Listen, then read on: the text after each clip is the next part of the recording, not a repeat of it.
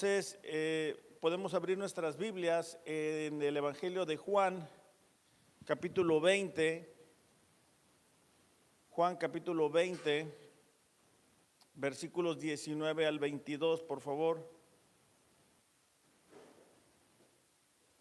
Juan, capítulo 20, versículos 19 al 22. Dice: ese domingo, al atardecer, los discípulos estaban reunidos con las puertas bien cerradas porque tenían miedo de los líderes judíos.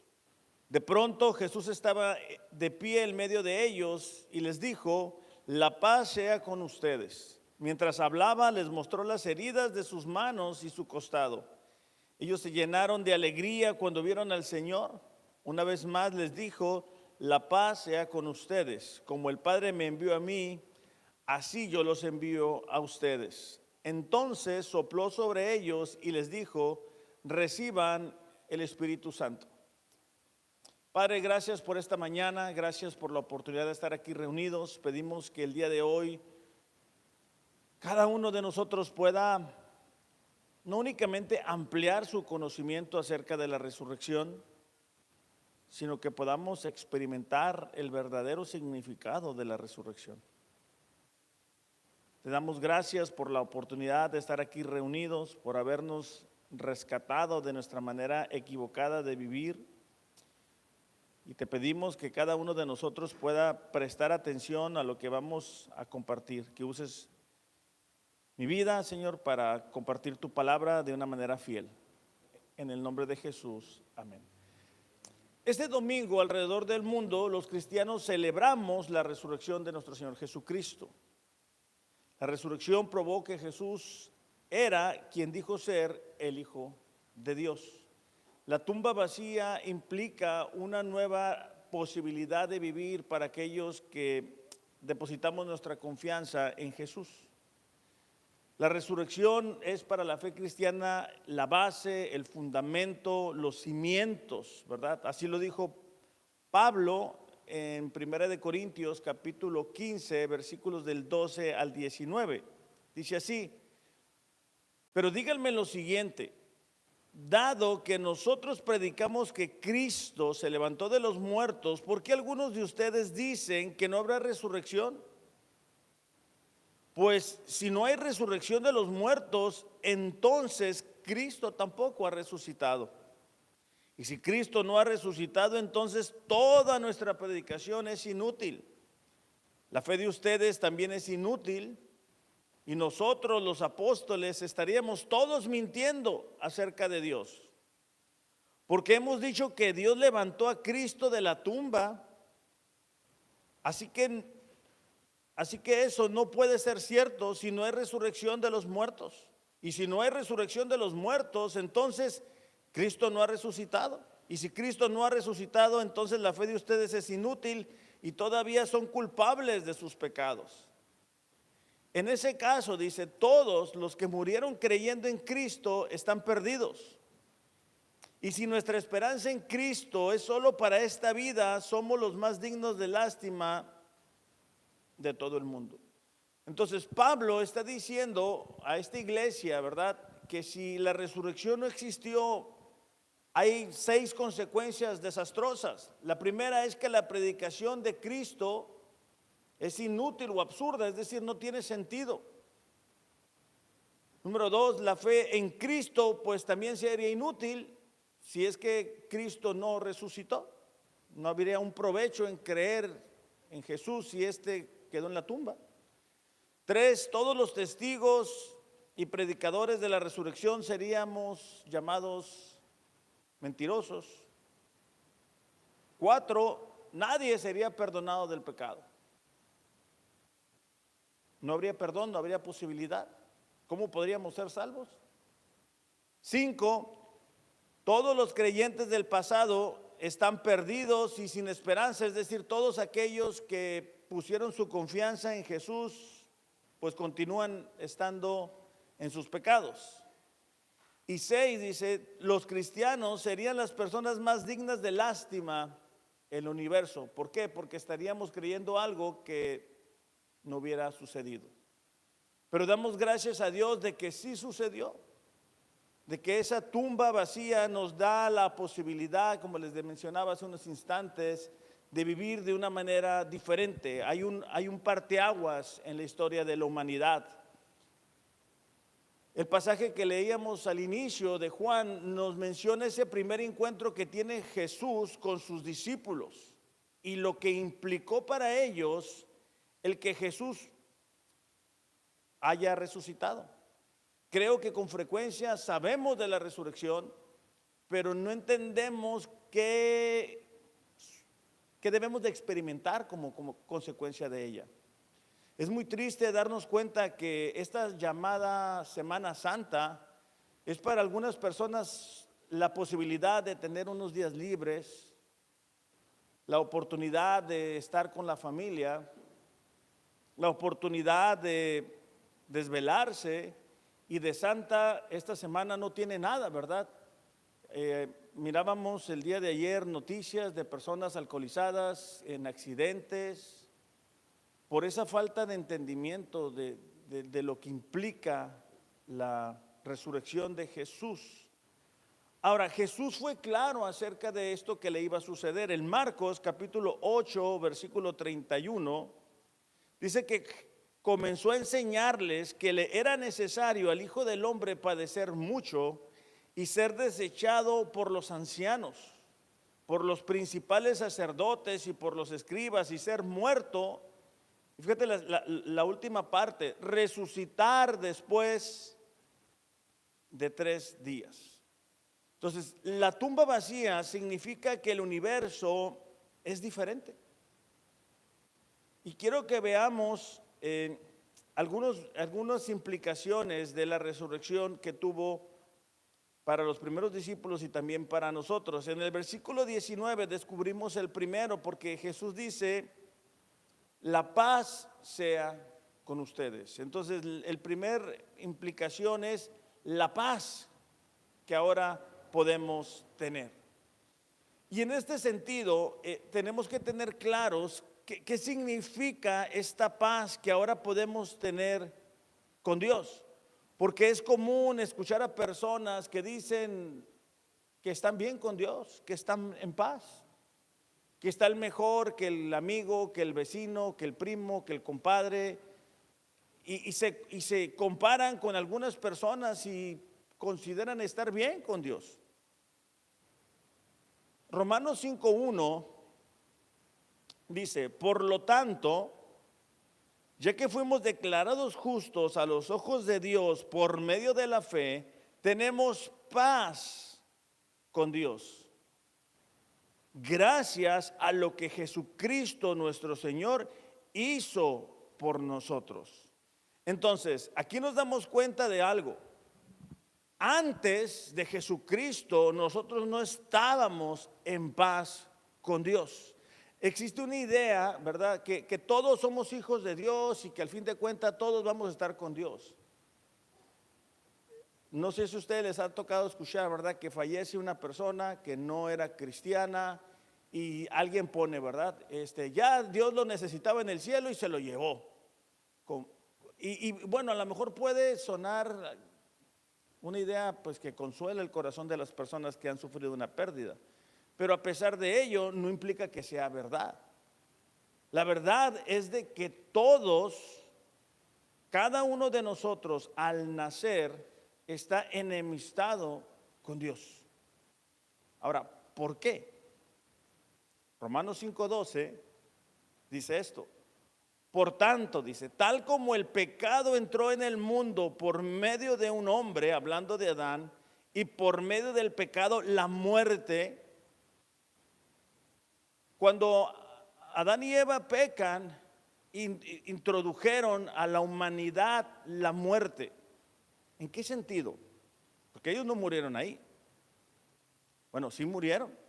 Espiritualmente experimentaron algo que no conocían, y era su separación con Dios. Entonces ese fue el primer tipo de muerte. El segundo es que ellos iban a ser eternos, y consecuencia del pecado comenzó esa degeneración. Entonces, por eso es que nosotros, mientras pasan los años y vamos entendiendo que no somos eternos, ¿verdad? Es esa muerte física. Nosotros un día ya no vamos a estar aquí. Pero no únicamente es eso, sino que existe la otra muerte y es la muerte eterna. Y esa es la que tratamos de evitar para las personas que nos rodean, ¿verdad? Entonces dice, tal como el pecado entró en el mundo por medio de un hombre y por medio del pecado la muerte, así también la muerte se extendió a todos los hombres porque todos pecaron. Entonces cuando entra el pecado en la humanidad, se nos es transmitido, pues ahora sí que en el ADN, el pecado, somos pecadores. Entonces, por eso es que en Romanos 5:1, Pablo dice, ahora, gracias a lo que Jesucristo hizo, estamos en paz. Antes no estábamos en paz, antes éramos extranjeros advenedizos, dice Efesios, ¿verdad? Fíjate, volviendo al capítulo 5 de Romanos, dice, debido a nuestra fe, Cristo nos hizo entrar en este lugar de privilegio inmerecido, en el cual ahora permanecemos y esperamos con confianza y alegría participar de la gloria de Dios.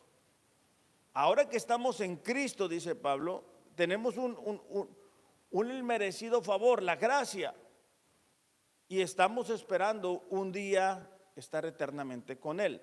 También nos alegramos, dice, al enfrentar pruebas y dificultades, porque sabemos que estas nos ayudan a desarrollar nuestra resistencia.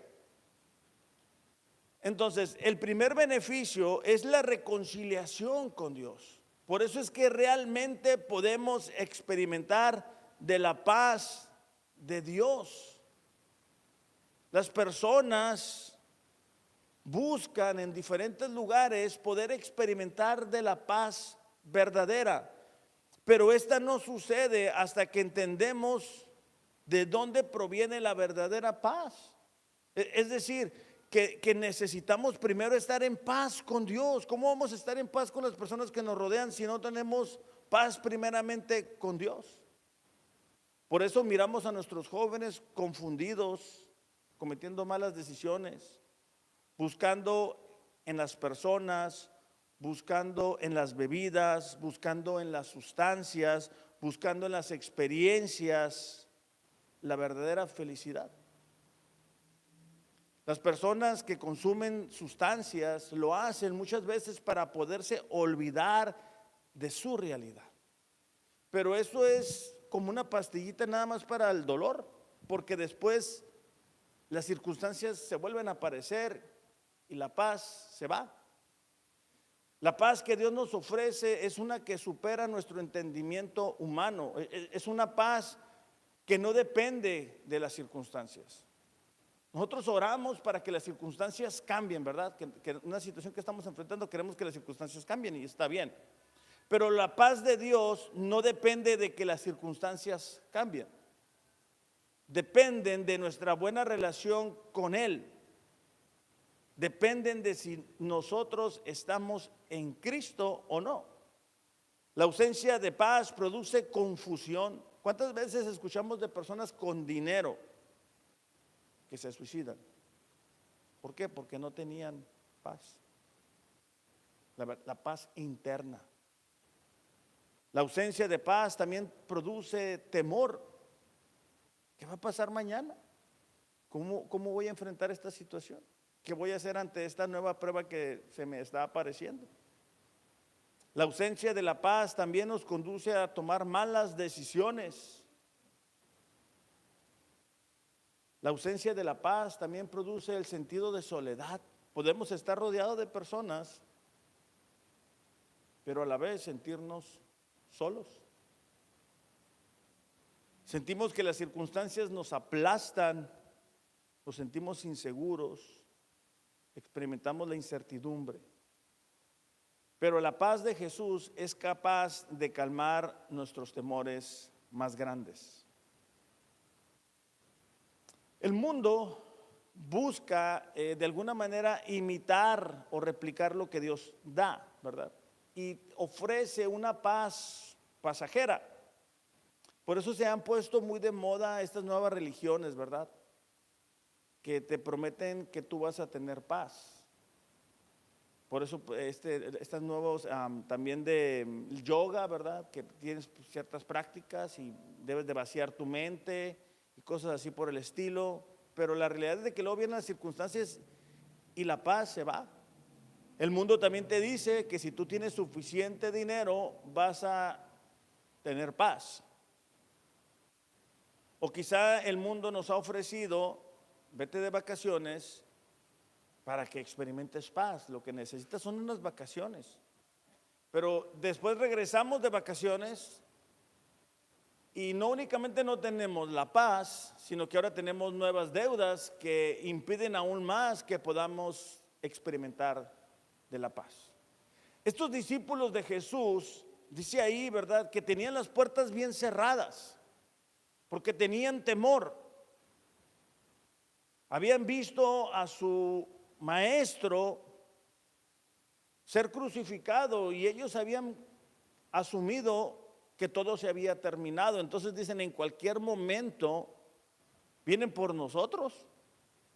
En cualquier momento tumban la puerta y nos arrestan y nos crucifican a todos. Entonces imagínate los pensamientos, las ideas que venían a sus mentes de lo que habían invertido de tiempo esos 3 años mientras Jesús les enseñaba.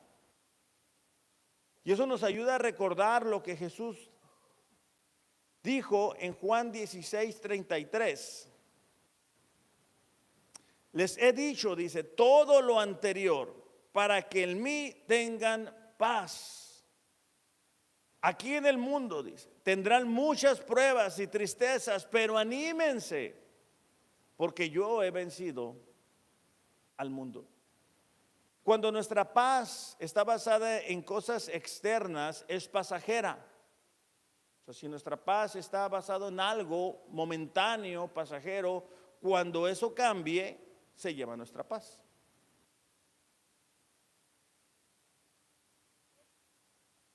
Y la paz que Dios ofrece, como les mencionaba ahorita, llega o tiene su fuente en nuestro interior, en la posibilidad de que estamos viviendo de acuerdo al plan y propósito de Dios para nuestras vidas. Por eso es que Juan capítulo 14, versículo 27 dice, les dejo un regalo, paz en la mente y en el corazón. La paz que yo les doy es un regalo que el mundo no puede dar. La mayoría de nosotros hemos buscado en diferentes lugares la paz, pero no la encontramos.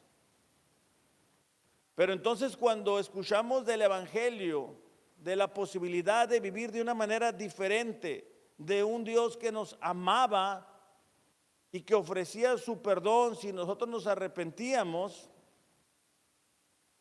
podemos entonces experimentar de la paz.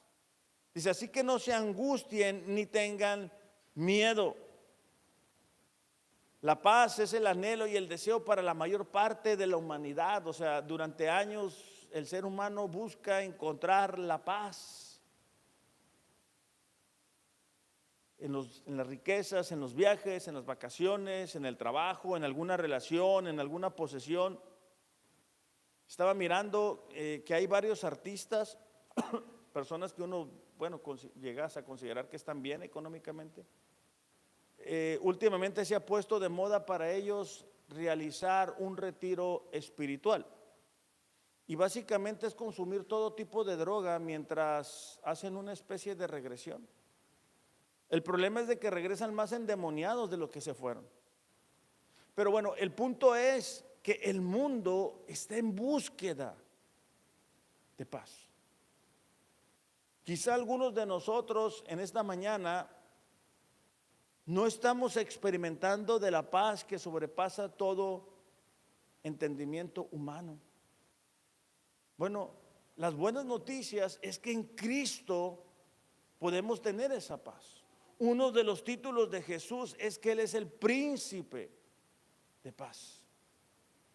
No tenemos que gastar dinero, no tenemos que seguir buscando, solamente tenemos que decirle: Señor, quiero experimentar de la paz.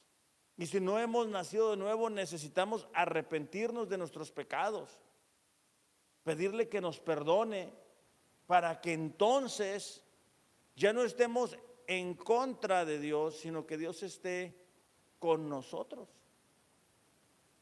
Es triste, ¿verdad?, cuando escuchamos en las iglesias, probablemente con una buena intención, decir: tu matrimonio está mal, Dios lo va a arreglar.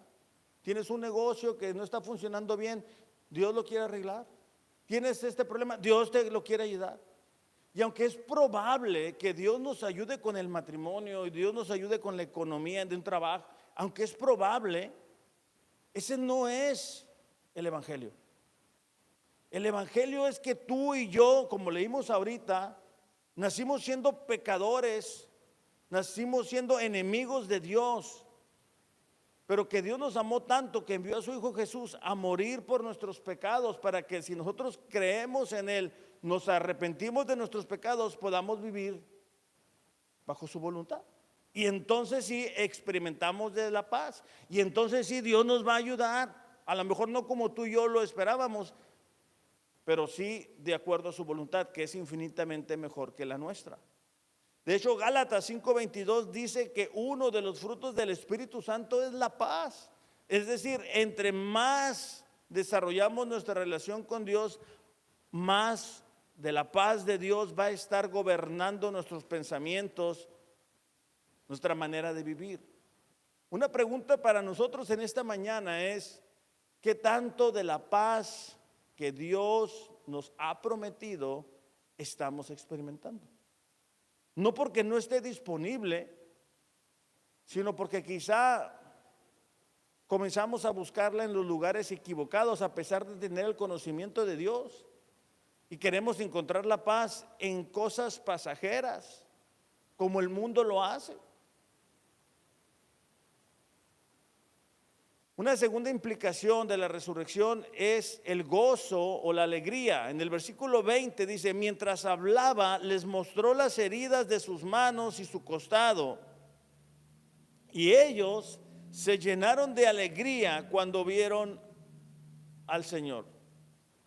Es decir, Jesús no únicamente resucitó para hacer posible que nosotros fuéramos al cielo y disfrutáramos de su presencia, sino que podamos experimentar de un gozo aquí mientras estemos en la tierra.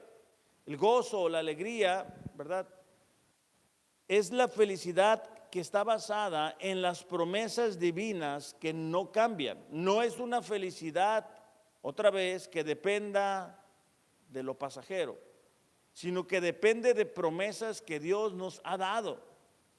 Una promesa es, por ejemplo, que todas las cosas ayudan a bien a aquellos que hemos sido llamados, ¿verdad?, conforme al propósito de Dios, para cumplir que el propósito de Dios se cumpla en nuestras vidas. Entonces, no importa la circunstancia que tú y yo estemos enfrentando, la promesa de Dios es que nos va a ayudar. Esa es una promesa que nos debería de ayudar a experimentar alegría o gozo, aun cuando estemos enfrentando pruebas. No porque a lo mejor quisiéramos las pruebas, sino que nos permite descansar. El gozo, la alegría es una conciencia de bienestar que experimenta la persona que sabe que todo está bien en su vida basado en su relación con el Señor.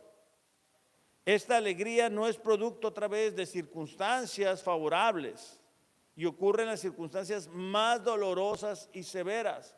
Por eso es que Pablo, a pesar de experimentar grandes periodos de encarcelamiento y de privación de sus derechos, ¿verdad?, lograba animar a las demás iglesias. ¿Por qué? Porque su gozo, su alegría no dependía de las circunstancias. Cuando leemos la Biblia y leemos las cartas paulinas, no vamos a encontrar una línea, ¿verdad?, donde Pablo diga: ¿sabes qué, Timoteo? pues aquí la prisión está muy oscura, me siento muy triste. Ayúdenme, vengan por mí. Pídanle a Dios que me saque, por favor, ya no soporto más. Sino que todo el tiempo está animando a las demás iglesias. Porque la fuente de su gozo, de su alegría, no era externo, sino que era interno. Como cristianos debemos de experimentar de ese gozo y de esa alegría. Fíjate cómo lo dice Juan, capítulo 16, versículo 13. Dice, ahora voy a ti, dice Jesús. Mientras estuve con ellos en este mundo, les dije muchas cosas para que estuvieran llenos de mi alegría. Cuando Jesús llega con los discípulos, ¿verdad? Y les muestra las heridas y la presencia de Jesús con ellos, de que esa promesa que les había hecho de resucitar se había vuelto una realidad, cambió el estado de ánimo de esos discípulos. Si tú quieres, ¿verdad?, cambiar tu estado de ánimo, pues lee la palabra. Por eso es que Jesús dice, mira, cuando estuve con ellos les dije tantas cosas para que ellos tuvieran alegría. El problema es que nosotros tenemos dificultad en este mundo tan ocupado, ¿verdad?, para leer la palabra. Y ya para meditar ni te digo. Pero la meditación en la palabra de Dios es una práctica, es una disciplina que nos ayuda a no estar pensando en las cosas que no podemos controlar. ¿Cuántas veces estamos meditando en circunstancias que no puedes controlar? Muchas, todos los días. Estamos pensando y esto, y por qué es así, y por qué. No lo podemos controlar. Pero sí podemos meditar en la palabra de Dios. Por eso es que el Salmo 1, ¿verdad?, que dice, bienaventurado el varón que no anduvo en consejo de malvados ni de pecadores y todo eso, habla de que aquel que se deleita en la palabra de Dios es como un árbol que recibe el agua, que da fruto, aun cuando las circunstancias son buenas y cuando no son buenas. Entonces, la clave para la alegría de un cristiano está en su fuente, la cual es el Señor. Otra vez, una pregunta para nosotros es, ¿qué tanto del gozo, de la alegría del Señor estamos experimentando? ¿O estamos desanimados? Quizá el día de hoy algunos de nosotros venimos desanimados, estamos tristes por circunstancias que están en nuestras vidas, personas que quisiéramos que estuvieran quizá aquí, no están, y eso nos desanima. O nuestro presente no es lo que nosotros quisiéramos que fuera. Bueno, la alegría, una vez más, es otro fruto del Espíritu Santo. Entonces, el gozo, ¿verdad?, que no depende de las circunstancias. Si no estamos experimentando de ese gozo, lo más seguro es porque no estamos pasando tiempo en la presencia del Señor. Es porque no estamos pasando tiempo leyendo la palabra de Dios. Es porque no estamos pasando tiempo orando. Los hombres llevamos un libro hace un tiempo atrás que se llamaba Disciplinas Espirituales, ¿se acuerdan? El problema es de que muchas veces lo leemos y luego como que se nos olvida. Pero necesitamos experimentar de ese beneficio, ¿verdad?, del gozo, de la alegría, de estar bien, de saber que Dios está en control, de saber lo que Dios ha hecho, de saber cómo es nuestro Dios, de saber que Dios está en control. Y mejor dicho, recordar, porque la mayoría de nosotros hemos leído las Escrituras el suficiente tiempo para saber cosas, pero a veces se nos olvida, y verdad, y enfrentamos una situación y se nos olvida cómo es nuestro Dios. A estos discípulos que Jesús les anticipó que Él iba a morir crucificado y que iba a resucitar, se les olvidó. Las circunstancias, el cuadro, el momento, de ver a su maestro ahí, opacó todo lo que Jesús les había dicho.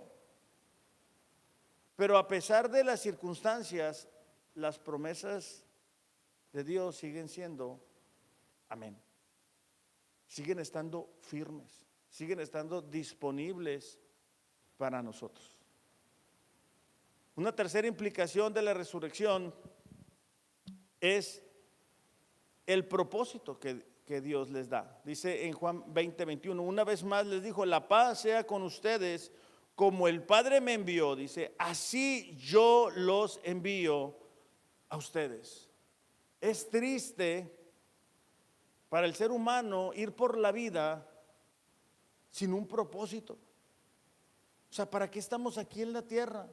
¿Por qué cuando fuimos salvos el Señor simplemente no nos llevó? ¿Qué estás haciendo el día de hoy con la salvación que tomó un alto precio?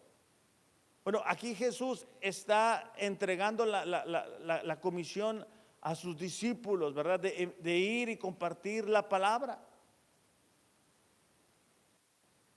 Entonces, nosotros necesitamos recordar nuestro propósito. Recordar que fuimos llamados a compartir del Evangelio. Ahora, recuerda esto, el Evangelio no es únicamente para llevar a los que no conocen a Dios.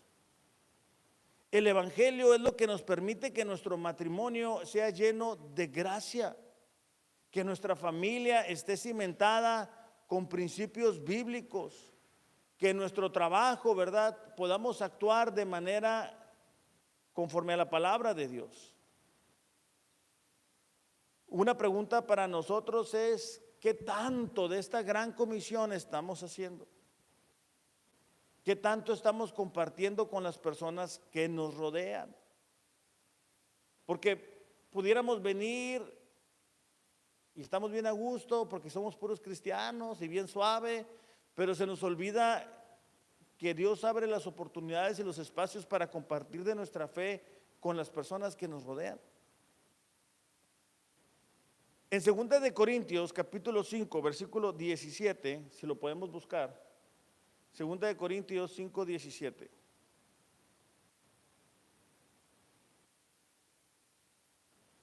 El versículo 17, la mayoría de nosotros lo conoce. El que está en Cristo, nueva criatura es, las cosas viejas pasaron, he aquí, todas son hechas nuevas, ¿verdad?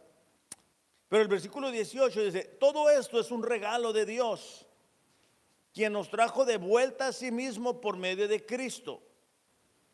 Y Dios nos ha dado la tarea de reconciliar a la gente con Él. Bueno, ese es nuestro propósito, reconciliar a la gente con Él. Pues Dios, dice, estaba en Cristo reconciliando al mundo consigo mismo, no tomando más en cuenta el pecado de la gente. Y nos dio a nosotros este maravilloso mensaje de reconciliación. Así que somos embajadores de Cristo. Dios hace, dice, su llamado por medio de nosotros. Hablamos en nombre de Cristo cuando les rogamos: vuelvan a Dios. Ok, entonces ese es nuestro propósito. Hablar a la gente a nuestro alrededor como embajadores de Dios. Un embajador, vamos a suponer, México tiene un embajador en Francia, ¿no? Pero ese ciudadano mexicano que está en Francia representa a la nación de México, por decirlo de alguna manera. Nosotros, aunque estamos aquí en la tierra, dice la Biblia que somos ciudadanos celestiales. Entonces, debemos de representar a Dios aquí en todo lo que hacemos, pero sobre todo en todo lo que somos, con nuestra conducta, con nuestra manera de hablar. Pero también decirle a la gente: hey, mira, Dios quiere que tú te reconcilies con Él y no cansarnos, ¿verdad? Porque muchas veces nos cansamos o algunas ocasiones nos da vergüenza. ¿Qué nos van a decir? ¿Qué van a pensar? ¿Qué nos van a preguntar? Capaz que les presentamos el plan de salvación y nos preguntan quién es el anticristo y luego qué le vamos a decir nosotros. Pero quizá no te dicen nada. Quizás simplemente te dicen gracias, es lo que estaba buscando, no encuentro la paz, no encuentro la alegría, no encuentro el gozo. La tasa de divorcios está por los cielos, la tasa de adicciones está por los cielos, la tasa de desempleo está por los cielos, porque la gente no encuentra su propósito, porque quieren vivir aquí en la tierra y estar desconectados de su relación con Dios, el que los creó, el que los diseñó, el que sabe para qué fueron creados, el que tiene el plan de vida para esas personas. Entonces, para estos discípulos, no únicamente experimentaron de la paz y el gozo, sino que también fueron recordados de su propósito, de lo que ellos tenían que hacer. Ahora, no estoy queriendo decir con ello que vamos a dejar nuestros trabajos, sino que desde nuestros trabajos, desde nuestras profesiones, desde que somos estudiantes, podemos compartir nuestra fe con la gente que nos rodea. Lo cuarto es el Espíritu Santo. Juan 20:21 dice: entonces sopló sobre ellos y les dijo: reciban al Espíritu Santo. Ahora, quiero hacer una aclaración aquí. Esto es una promesa del Espíritu Santo, porque Él les dice que se vayan a Jerusalén para que reciban el Espíritu Santo. Lo vemos en Hechos capítulo, vamos a leerlo, Hechos 1:8. Dice: pero recibirán poder cuando el Espíritu Santo descienda sobre ustedes, y serán mis testigos, y hablarán a la gente acerca de mí en todas partes, en Jerusalén, en Judea, en Samaria y hasta los lugares más lejanos de la tierra. Entonces, el que Jesús haya soplado era algo simbólico. Lo menciono porque es común ver en los canales de YouTube y así, personas que soplan a la gente y supuestamente se caen y reciben el Espíritu Santo, pero eso no es bíblico. Eso no funciona así. Para que alguien reciba el Espíritu Santo, tiene que reconocer su necesidad de Dios, su pecaminosidad, arrepentirse de sus pecados. Entonces, cuando uno hace eso, la promesa es que Él va a enviar al Espíritu Santo.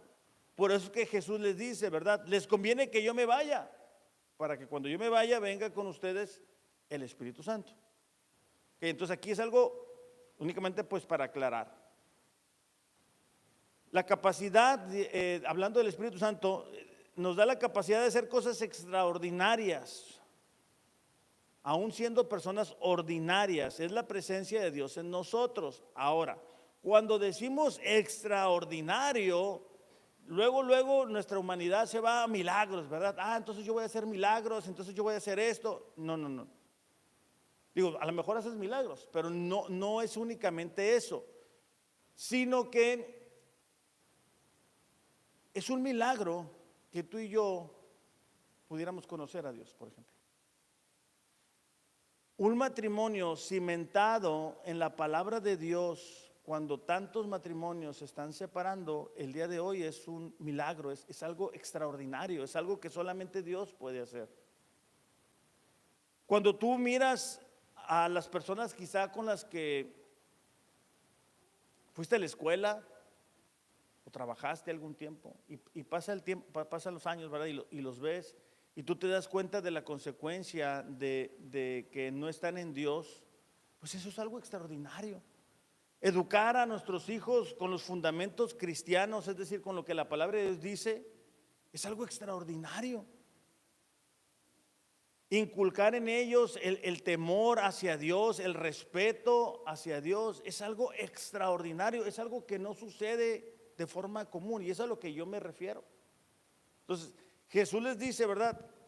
En Hechos 1:8, que iban a serle testigos en diferentes partes, pero esto es de menos a más. Entonces, cuando vemos esto, ¿verdad? Que iban a ser testigos Jerusalén, Judea, Samaria y hasta los lugares más lejanos de la tierra, nuestra tendencia es decir que vámonos a evangelizar al fin del mundo. No, empecemos en casa. Empecemos en casa, con nuestros hijos, con la gente que nos rodea. La presencia del Espíritu Santo nos capacita para poder hacer cosas que solamente Dios pudiera hacer. Sentir el respaldo de Dios, sentir la plena confianza y la seguridad. Segunda de Corintios capítulo 3 versículo 18 dice así: así que todos nosotros, a quienes nos ha sido quitado el velo, podemos ver y reflejar la gloria del Señor. El Señor, dice, quien es el Espíritu, nos hace más y más parecidos a Él a medida que somos transformados a su gloriosa imagen. Okay, entonces el Espíritu Santo realiza esa obra, esa función de santificación en nuestras vidas, y conforme más pasa el tiempo, más deberíamos de parecernos a Jesús. Entonces, esto es algo que es muy importante para nosotros, porque conforme pasa el tiempo, la presencia del Espíritu Santo en nuestras vidas debería ser más y más evidente. La manera en que hablamos, la manera en que pensamos, la manera en que nos conducimos, debería de ser más y más parecido a lo que Dios tiene para nosotros. Entonces, si se fijan, esa tumba vacía tuvo implicaciones muy importantes. Porque primero que nada nos permite tener paz para con Dios. Nos permite tener un gozo que no depende de las circunstancias. Nos permite también tener un propósito en la vida. Y también experimentar de la presencia del Espíritu Santo. Ahora, en Juan capítulo 20 vamos a encontrar algo que leí al inicio, hablando de las envolturas de lino de Jesús. En el verso 6 dice que cuando llegan los discípulos a ver la tumba, dice, entonces también llegó Simón Pedro tras él, entró en el sepulcro y vio las envolturas de lino puestas allí. ¿Ok? Es decir, lo que cubría el cuerpo de Jesús. Y el sudario, dice, que había estado sobre la cabeza de Jesús, no puesto con las envolturas de lino, sino enrollado en un lugar aparte. ¿Ok? Ahora, esto tiene una implicación muy importante. Y les voy a pedir si me ayudan con los elementos de la Santa Cena, por favor. Cuando una persona tenía un sirviente, bueno, le preparaba la mesa el sirviente para que éste pudiera comer y demás. Y cuando el amo, vamos a decir, había terminado, envolvía las tipo servilleta, vaya, ¿no? Esto implicaba que él había terminado, hablando del amo, y que el sirviente podía levantar la mesa y continuar con sus actividades. Pero si él doblaba la servilleta o la tela con la que estaba comiendo, con la que se limpiaba y demás, implicaba que no fuera levantado el alimento, sino que iba a volver. No sé si me estoy explicando. Entonces, aquí dice que el sudario que había estado en la cabeza de Jesús no estaba hecho bola y nada más, sino que estaba acomodado de cierta forma. Y la idea implícita es de que Jesús va a volver. Y tenemos que tener esa plena confianza y seguridad. La tumba vacía significa que Jesús está vivo. Pero también implica que Jesús va a regresar por nosotros. El día de hoy, que alrededor del mundo se celebra este evento maravilloso, nos ayuda también a nosotros a reflexionar si estamos preparados para esa segunda venida de Jesús. Él ya vino, vivió una vida perfecta, pagó por nuestros pecados en esa cruz y resucitó, mostrando así que el sacrificio fue agradable a Dios y que podemos estar en paz con Él. Les voy a pedir si pueden ir pasando por los elementos de la Santa Cena.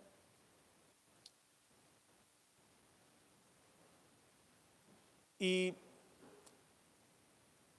cada uno de nosotros, gracias Eli. Sí, por favor. Y cada uno de nosotros reflexionar acerca de este evento maravilloso. Vamos a orar mientras ustedes van pasando por los elementos. Padre, te damos gracias. Gracias, Señor, por habernos elegido. Gracias, Señor, por haber diseñado un plan que no dependía de nuestra conducta, que no dependía de nosotros, sino depende, Señor, totalmente de tu soberanía. El día de hoy, como iglesia, queremos participar de la Santa Cena reflexionando acerca de que tú estás pronto para volver. Y queremos, Señor, que tú nos encuentres como esperas encontrarnos. Te pedimos que cada uno de nosotros, Señor, si ya hemos nacido de nuevo, que reflexionemos qué hemos hecho con ese regalo de salvación. Que reflexionemos qué tanto estamos experimentando, Señor, del propósito para el cual fuimos rescatados. Y Dios, si hay personas que aún no te conocen, que el día de hoy tu Espíritu Santo pueda traer convicción a sus corazones de la necesidad que tienen de estar en paz contigo. Vamos a participar del pan, por favor.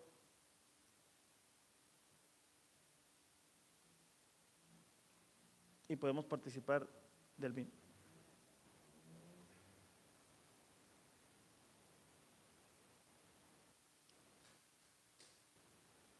Padre, te damos gracias en esta mañana porque tú nos prometiste que un día vas a volver y dejaste la Santa Cena para nosotros como iglesia, que al participar podamos tener esa plena seguridad, pero también esa plena responsabilidad, Dios, de que tú vas a regresar, de que tú hiciste un sacrificio perfecto por nosotros y que al volver, Señor, nos encuentres totalmente preparados para recibirte como lo que eres, nuestro Señor y Salvador. Te pedimos, Padre, que tú seas con cada uno de nosotros a lo largo de este día y que podamos reflexionar de ese milagro maravilloso de la tumba vacía. En el nombre de Jesús. Amén.